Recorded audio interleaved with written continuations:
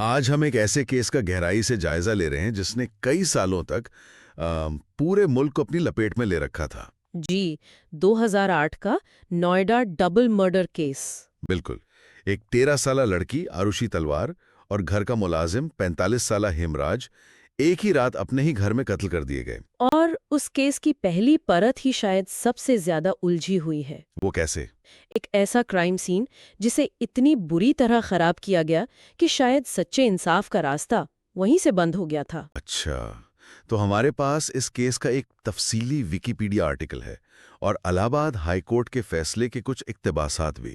جی، جن سے اس کیس کے قانونی پہلوؤں پر روشنی پڑتی ہے۔ تو آج ہمارا مقصد یہ سمجھنا ہے کہ یہ کیس کیسے شروع ہوا، تفتیش میں کیا کیا موڑ آئے اور آخر اتنے سالوں بعد بھی یہ معاملہ حل کیوں نہیں ہو سکا۔ آئیے اس کی تہیں کھولتے ہیں۔ تو پھر وہیں سے شروع کرتے ہیں جہاں سے یہ سب شروع ہوا، 16 مئی 2008 کی صبح۔ جی، صبح کے تقریباً 6 بجے گھر کی ملازمہ بھارتی بنڈل فلیٹ پر پہنچتی ہیں۔ وہ ڈور بیل بجاتی ہیں لیکن کوئی جواب نہیں۔ عام طور پر تو ہیمراج دروازہ کھولتا تھا۔ کچھ دیر بعد آروشی کی ماں نپور تلوار جالی والے دروازے سے کہتی ہیں کہ دروازہ باہر سے بند ہے۔ اور یہ کہ شاید ہیمراج دودھ لینے گیا ہے۔ یہیں سے عجیب و غریب واقعات کا سلسلہ شروع ہوتا ہے۔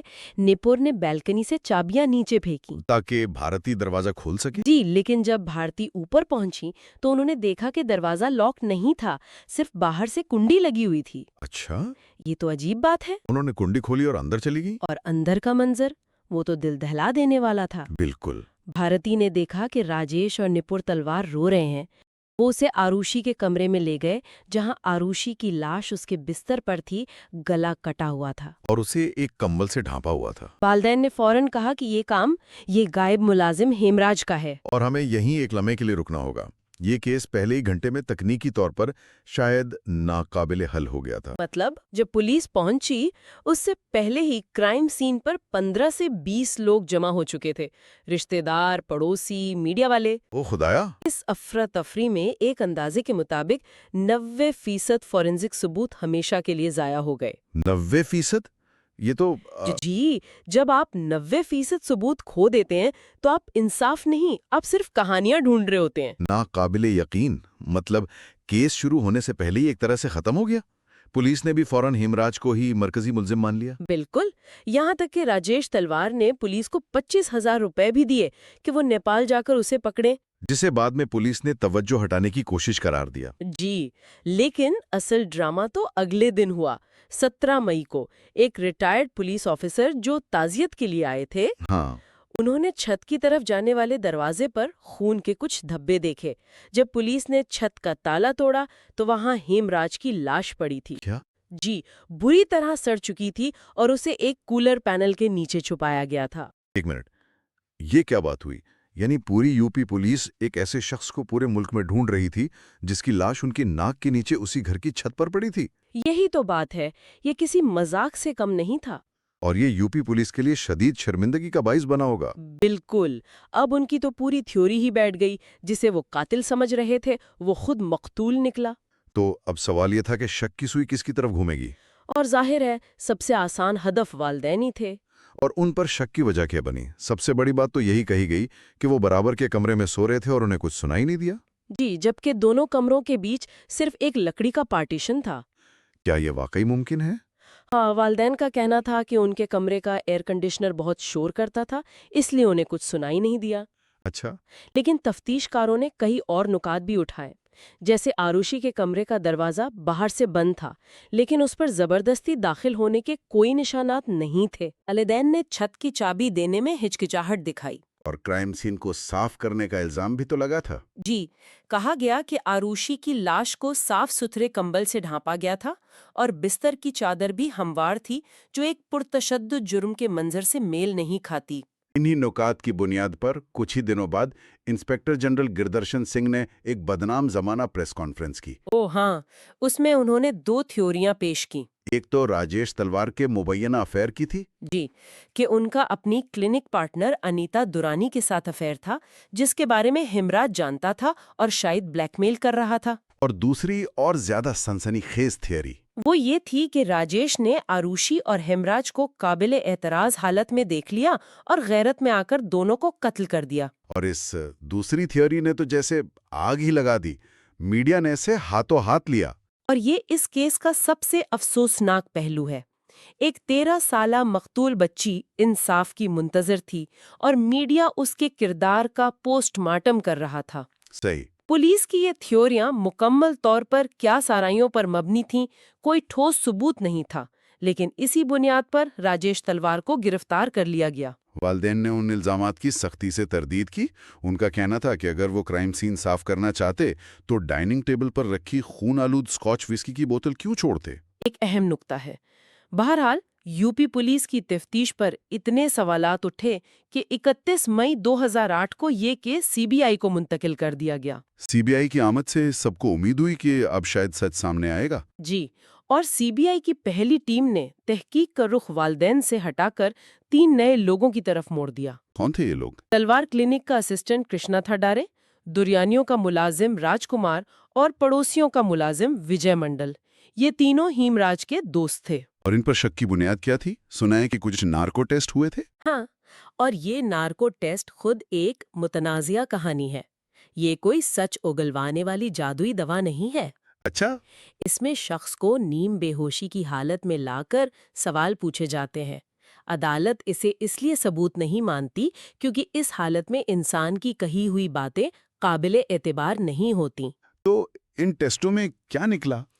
بہت مبہم اور ایک دوسرے سے متضاد کہانیاں۔ ایک ورژن کے مطابق وہ اس رات ہیمراج کے کمرے میں شراب پی رہے تھے، پھر آروشی کے ساتھ زیادتی کی کوشش کی اور مزاحمت پر اسے اور گواہ ہیمراج کو قتل کر دیا۔ لیکن اگر یہ صرف کہانیاں تھیں تو کیا ان کے خلاف کوئی ٹھوس ثبوت ملا؟ کوئی ڈی این اے، فنگر پرنٹس؟ کچھ بھی نہیں، کچھ بھی نہیں، بلکہ ان کے پاس تو اپنے ٹھکانے پر ہونے کے ثبوت یعنی ایلیبیز بھی موجود تھے۔ تو پھر نتیجہ کیا نکلا؟ نتیجہ یہ نکلا کہ ثبوت نہ ہونے کی وجہ سے ان تینوں کو بھی ستمبر 2008 میں رہا کر دیا گیا۔ یعنی کیس ایک بار پھر وہیں آ گیا جہاں سے شروع ہوا تھا۔ 1 سال کی تفتیش، 2 الگ الگ ایجنسیاں، 4 مشتبہ افراد، اور نتیجہ 0۔ بالکل، اور پھر 2009 میں کیس نے ایک اور ڈرامائی موڑ لیا۔ کیس ایک نئی سی بی آئی ٹیم کو دیا گیا۔ اور اس ٹیم نے تحقیق کا رخ 180 ڈگری گھما کر ایک بار پھر والدین کی طرف کر دیا۔ جی۔ لیکن کیوں؟ کیا انہیں کوئی نیا ثبوت ملا تھا؟ نیا کہنا شاید ٹھیک نہ ہو۔ انہوں نے پرانے شواہد کی نئی تشریحات پیش کی۔ مثال کے طور پر پوسٹ مارٹم کرنے والے ڈاکٹر سنیل دوہرے، جی، جنہوں نے اپنی پہلی رپورٹ میں کچھ بھی غیر معمولی نہیں لکھا تھا، اب تقریباً 4 سال بعد 2012 میں ایک نیا بیان دیا کہ آروشی کے جنسی اعضاء میں غیر معمولی پھیلاؤ تھا اور ایسا لگتا تھا کہ انہیں قتل کے بعد صاف کیا گیا ہے۔ 4 سال بعد؟ یہ تو بہت ہی عجیب بات ہے۔ بہت عجیب۔ اس کے ساتھ ہی گولف کلب تھیوری سامنے آئی۔ اچھا، یہ کیا تھی؟ سی بی آئی نے دعویٰ کیا کہ مقتولین کے سر پر لگے وی شکل کے زخموں کا سائز راجیش تلوار کے ایک گولف کلب سے ملتا ہے۔ اوکے۔ اور جب ان کا گولف سیٹ منگوایا گیا تو پایا گیا کہ 2 کلبوں کو باقیوں کے مقابلے میں غیر معمولی طور پر بہت زیادہ صاف کیا گیا تھا، جس سے شبہ پیدا ہوا کہ ثبوت مٹانے کے لیے انہیں دھویا گیا ہے۔ بالکل۔ اور پھر انٹرنیٹ راؤٹر کا بھی معاملہ تھا۔ ہاں، وہ کیا تھا؟ قتل کی رات 3:43 پر راؤٹر کچھ دیر کے لیے بند ہوا اور پھر دوبارہ چلا۔ سی بی آئی کے مطابق یہ صرف دستی طور پر ہی ممکن تھا، جس کا مطلب تھا کہ گھر میں کوئی جاگ رہا تھا۔ تو اس نئی ٹیم کے پاس یہ کچھ نکات تھے، لیکن پھر انہوں نے جو کیا وہ شاید اس کیس کا سب سے حیران کن موڑ ہے۔ انہوں نے کلوزر رپورٹ دائر کر دی۔ ہاں، اور اگر ہم اسے بڑی تصویر سے جوڑ کر دیکھیں تو یہ رپورٹ ایک قانونی عجوبہ تھی۔ مطلب؟ دسمبر 2010 میں سی بی آئی نے عدالت میں کہا، ہمارے خیال میں قاتل راجیش تلوار ہی ہیں، لیکن ہمارے پاس ان کے خلاف مقدمہ چلانے کے لیے کافی ثبوت نہیں ہے، اس لیے ہم کیس بند کرنا چاہتے ہیں۔ یہ کیا منطق ہوئی؟ ایک طرف آپ کسی کو قاتل کہہ رہے ہیں، دوسری طرف کہہ رہے ہیں کہ ثبوت نہیں ہے اس لیے کیس بند کر دو۔ یہی تو بات ہے، یہ قانونی نظام میں ایک بہت ہی غیر معمولی بات تھی۔ تو پھر عدالت نے کیا کیا؟ جج نے اس رپورٹ کو ہی فرد جرم بنا دیا اور کہا نہیں، اگر آپ کو اتنا ہی شک ہے تو آپ کیس بند نہیں کر سکتے، آپ کو ان پر مقدمہ چلانا پڑے گا۔ یعنی عدالت نے تفتیشی ایجنسی کو اس کے اپنے شک کی بنیاد پر کارروائی کرنے پر مجبور کر دیا۔ بالکل۔ اس کے بعد ٹرائل شروع ہوا اور نومبر 2013 میں غازی آباد کی خصوصی CBI عدالت نے راجیش اور نپور تلوار کو عمر قید کی سزا سنا دی۔ جی، قتل اور ثبوت مٹانے کا مجرم قرار دے کر۔ اور یہ سمجھنا بہت ضروری ہے کہ یہ فیصلہ مکمل طور پر حالات اور شواہد یعنی سرکمسٹینشل ایویڈنس پر مبنی تھا، کوئی براہ راست ثبوت نہیں تھا۔ یعنی کوئی چشمدید گواہ نہیں، کوئی قتل کا ہتھیار نہیں۔ کچھ بھی نہیں۔ حالات پر مبنی ثبوت ایسا ہے کہ آپ کمرے میں ایک لاش، ایک پستول اور صرف ایک شخص کو کھڑا ہوا پائیں۔ آپ نے اسے گولی چلاتے نہیں دیکھا، لیکن سارے اشارے اسی کی طرف ہے۔ صحیح۔ اس کیس میں مسئلہ یہ تھا کہ اشارے کئی الگ الگ سمتوں میں جا رہے تھے۔ لیکن کہانی یہاں بھی ختم نہیں ہوئی۔ تلوار جوڑے نے اس فیصلے کو الہ آباد ہائی کورٹ میں چیلنج کیا۔ جی، اور اکتوبر 2017 میں تقریباً 4 سال جیل میں گزارنے کے بعد ہائی کورٹ نے انہیں تمام الزامات سے بری کر دیا۔ اور بری کی وجہ کیا بتائی؟ ہائی کورٹ کا فیصلہ بہت اہم تھا۔ انہوں نے کہا کہ CBI کی طرف سے پیش کردہ شواہد شک سے بالاتر نہیں تھے۔ عدالت کا موقف تھا کہ صرف شبہ کی بنیاد پر کسی کو اتنی بڑی سزا نہیں دی جا سکتی، چاہے وہ شبہ کتنا ہی گہرا کیوں نہ ہو۔ یعنی اعلیٰ عدالت نے نچلی عدالت کے فیصلے اور CBI کی پوری تفتیش کو ایک طرح سے مسترد کر دیا؟ بالکل۔ ہائی کورٹ نے CBI کی اس تھیوری کو کہ راجیش تلوار نے غصے میں آ کر گولف کلب سے حملہ کیا، ناممکن مفروضہ اور صریحاً مزاخیز قرار دیا۔ تو اب اس کیس کی حیثیت کیا ہے؟ کیا یہ ختم ہو گیا ہے؟ تکنیکی طور پر نہیں۔ CBI نے اس برید کے خلاف سپریم کورٹ میں اپیل کی ہے، جسے سماعت کے لیے منظور کر لیا گیا ہے۔ لیکن عملی طور پر؟ عملی طور پر 1 دہائی سے زیادہ کی تفتیش، متعدد ٹیموں، مختلف ملزمان اور عدالتوں کے فیصلوں کے بعد ہم آج بھی وہیں کھڑے ہیں جہاں 17 مئی 2008 کی صبح کھڑے تھے۔ تو آخر میں اس پورے سفر سے ہم کیا سمجھتے ہیں؟ یہ صرف ایک حل نہ ہونے والا کیس نہیں ہے، بلکہ اس سے کچھ بڑے سوالات اٹھتے ہیں۔ یہ کیس صرف تلوار فیملی کی کہانی نہیں، یہ ہمارے پورے سسٹم کا ایک آئینہ ہے۔ کس طرح سے؟ یہ ہمیں سکھاتا ہے کہ جب پولیس، CBI اور میڈیا سب اپنی ذمہ داری بھول کر ایک سنسنی خیز کہانی کے پیچھے بھاگتے ہیں تو سچائی سب سے پہلی مقتول ہوتی ہے۔ اور یہ سوال بھی تو ہے کہ جب کسی کیس میں ابتدائی ثبوت ہی خراب ہو جائیں تو کیا انصاف کا حصول ممکن بھی ہے؟ بالکل۔ یا کیا ہم صرف متضاد کہانیوں اور شبہات کے جال میں پھنس کر رہ جاتے ہیں؟ اس کیس میں واقعی بہت سی پرتیں ہیں۔